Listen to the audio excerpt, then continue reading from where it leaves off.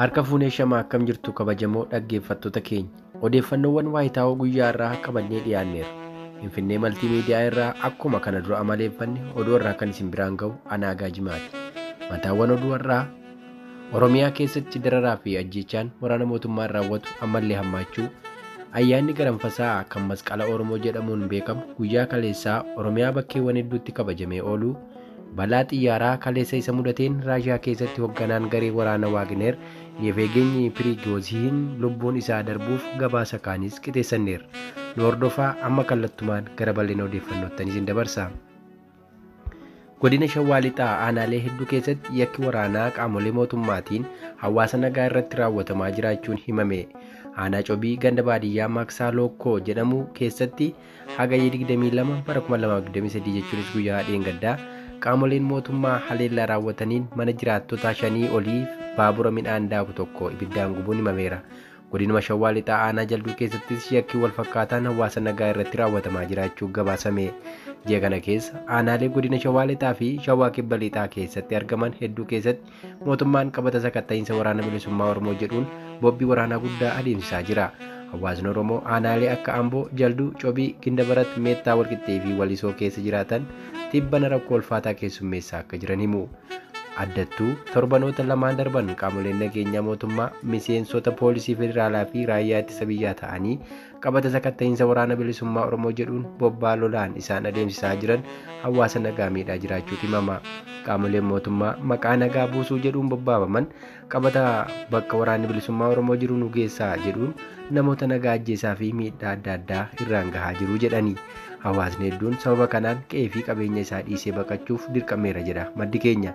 Hagayya 22 bara 2023 jechuunis guyyaa dheengaddaa aanaa Cobii ganda baadiyyaa Maaksaa Lakkuu jedhamu keessattis gochisuu kanneessaan qonnaan bulaa jabaa gandichaa fi hawaasa naannoo isaa jiraatan irratti raawwachuutu himame. Obbo Darajjee Dabalaa jiraataa ganda Maaksaa Lakkuu yoo ta'an qonnaan bulaa jabaa naannichaa ta'uutu himama. Manni Obbo Darajjee qe'een guutuun boombii qaamolee mootummaa irra buusaniin barbadeeffamuu kan himan maddeen manneen ollaa mana isaanii jiran dabalatee qe'een 5 ol abiddaan barbadeeffamuutu himame. Kana malees manni baaburaa guddaan qabeenya dhuunfaa ta'e tokko fanjiin qaamoleen mootummaa keessa ka'aniin tuullaa midhaan nyaataa hedduu waliin barbadeeffamuu maddi keenya kun himee jira. Yeroo ammaa kana namoonni manni isaanii jalaa gubate lakkoofsaan 28 ol kan ta'an dirree irratti kufanii jiru jedha odeeffannoon arganne.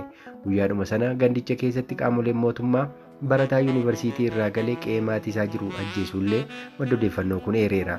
Bifuma wal fakkaatuun godina Shawaa Lixaa aanaa Jalduu ganda Boonitii jedhamu keessattis qaamoleen mootummaa qabata opereeshinii waraana bilisummaa Oromoo qulqulleessuu jedhuun bobbaafaman qonnaan bultoota nagaa irratti yakka ajjechaa fi hidhaa jumlaa raawwachaa jiraachuu maddeen keenya himaniiru.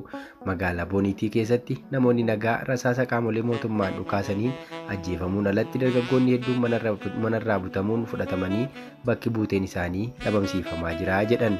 Guyyaa dheengaddaa dargaggoota Shoomaa Katamaa Tulluu fi Alamuu Bojaa Girmaa jedhaman bakka hojii isaaniitii humnoota mootummaatiin kan fudhataman yoo ta'an hanga yoonaatti bakki buuteen isaanii hin argamin jiraachuu miseensota maatii irraa odeeffachuudhaan OMN gabaaseera. Odeeffannoo itti aanuun ayyaanni Oromoon durii qabee kabajataa ture mucucoo yookaan masqalli Oromoo kaleessa kabajamee ooleera. Osoo akka irraa seenaaf aadaan Oromoo hin saamamin dura ayyaanni masqalaa waggaa kaleessaa akka kabajamu abbootiin himu. Oromiyaa bakkeewwan hedduutti sangaarraallee Oromoon hedduun ayyaana masqalaa kaleessatti kan beeku yoo ta'u ayyaanni kun kabajamaa akka oole odeeffanneerra. Ayyaanni sirna gubaan raawwatu kun lixa Oromiyaa bakkeewwan hedduutti nyaataan cooteen kan beekamuu fi guyyaa quufaa namni kamuu osoo hin beela'in oolu jedhamuun hawaasa biratti beekamtii qaba. Haala kanaanis guyyaa kaleessaa Shawaa Lixaa fi kaan akkasuma Wallagga Ba'aa fi bakkeewwan hangaarraa kabajamaa dhufee itti jirutti ayyaanni masqalaa kaleessa kabajamee oolu odeeffanneerra. Ayyaanni kun mucucoo jedhamees akkasuma bakkoota tokko tokkotti ammoo ayyaana garamfasaa jedhamee akka waamamus gabaasameera. Ayyaanichi ganni bahee birraan bari'aa jiraachuuf Oromoonis dukkana gannaa keessaa ba'ee yeroo war barbaaduu ga'utti ce'uu isaan wal qabsiisee kan kabajataa ture ta'uu mirkaneeffanne. Hanga irraattis aanaalee Wallagga Ba'aa hedduu keessatti masqalli kaleessa kan kabajamu ta'uu mirkaneeffanne jirra. Ayyaanni qaamni mootummaa beekamtii kennee fi sichi ji'a tokkoon booda guutummaa Itoophiyaan ho'ee kabajamu ayyaana kana irraa akka hatame barreessitoonnii fi hayyoonni Oromoo itti walii galu. Garamfasaan alattis ayyaanni Oromoo duraa hatame waliin dhahame hedduu ta'uu isaa barreessitoonni seenaa tokko tokko ni dubbatu. Odeeffannoo biraatiin gumiin dinagdee biyyoota miseensota BRICS Afrikaa Kibbaatti gaggeeffamaa jiruun Itoophiyaa dabalatee biyyoonni 6 miseensummaa argatanii. Gumiin dinagdee biyyoota 5 BRICS jedhamee hundaa'e kora isaa Afrikaa Kibbaatti gaggeeffataa jira. Gurmuun jaarmiyaa G20 kan biyyoota dhiyaa dorgomuuf akka jiru shakkamu kun Biriteen, Raashiyaa, Indiyaa, Chaayinaa fi Saawus Afrikaan kan hundaa'e yoo ta'u, miseensummaa gumii kanaaf Itoophiyaa dabalatee biyyoonni 6 iyyata galfatanii turani. Gabaasa argameen gumiin kun biyyoota miseensummaa gaafatan 6 kan Itoophiyaa keessatti argamtu biyyoota akka Saawud Arabiyaa, UAE, Iraan, Ijiptii fi Arjentiinaa miseensa haaraa ta'uun garichatti makuu ifoomse. Akka gabaasaaleen adda addaa ibsaa jiranitti gurmuun dinagdee kun maallaqa doolaara Ameerikaa dorgomuu danda'u maxxanfachuuf akka jiranis himama.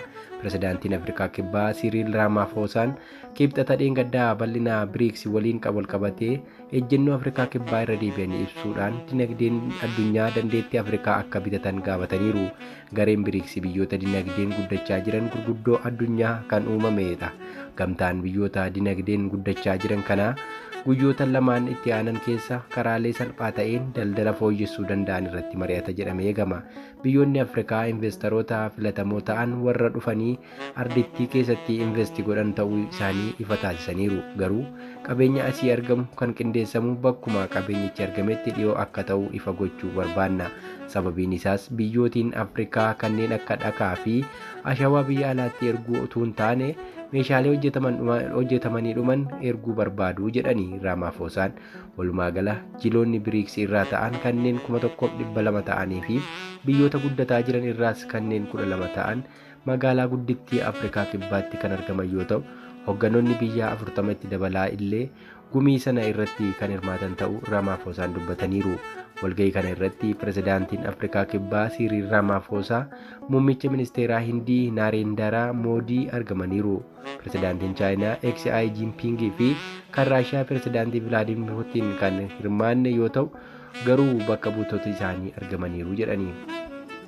Oduu biraatiin Keeniyaan daandii baaburaa Itoophiyaa wal quunnamsiisu doolaara biiliyoona 13 waliin ijaaruu fi Keeniyaan ijaarsa daandii baaburaa saffisa elektirikaa galaana Indiyaa buufata doonii Laamuu irraa ka'uun Itoophiyaa fi Sudaan Kibbaa quunnamsiisu doolaara biiliyoona 13.8 ijaaramuu bara 2025 eegaluuf akka karoorfatte miidiyaan Biloomberg gabaaseera. Daandiin baaburaa kun kiiloomeetira 3,000 yookaan 1,864 maayilii kan dheeratu yoo ta'u, giddugaleessa Keeniyaa magaalaa Osiyoolootiin keessa darbuun magaalaa Naayiroobii, Finfinnee fi Juubaatti kan galu ta'uu dhaabbanni ijaarsisaa jiru abbaan taayitaa kooriidarii misoomaa Laapseet jedhamu ibse.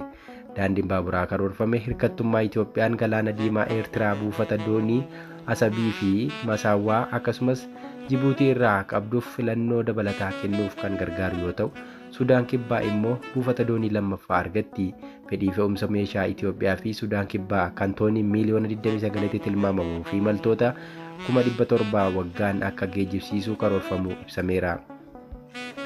Oduu birootiin akkasumas oduu gara dhumaatti qabnuun Raashiyaa keessatti hoogganaan garee waraanaa Waagner Yevgeny Prigozhin xiyyaara ittiin kufuun lubbuun isaanii darbe. Hoogganaan garee Waagner kan baatii darbe keessa hoogganaa Raashiyaa irratti fonqolcha gaggeessuun fincila ka'e hooggane Yevgeny Prigozhin balaa xiyyaaraa isa mudateen lubbuun isaa darbuu miidiyaaleen gabaasaa jirani. Gabaasaaleen ba'aa jiranii akka hubachiisanitti hoogganaan humna waraanaa Waagner Yevgeny Prigozhin balaa xiyyaaraan magaalaa Moskoo fi St. Petersburg gidduutti mudateen isaan waliin namooti 9 lubbuu akka dhaban himame. Balaan kun guyyaa kaleessaa kan mudate ta'uun isaas barameera. Chaaneliin Telegiraamii garee Waagner waliin hidhata qabu Grey Zone jedhamu xiyyaarittiin naannoo Tiivir jedhamutti humna ittisa qilleensaa irraan haleelamuun kuftee jedhe. Bakki kun magaalaa Moskootti dhiyoodha. Hoogganichi ji'oota bajjii keessa humna ittisa Raashiyaa irratti fincila guddaa kaasuun fashalaa'ee ture. Egaa dhaggeeffattoota keenya odeeffannoo nuti har'aaf qabanne kana fakkaata. Odeeffannoo biroon hanga walitti deebinutti nagaan nuuf tura.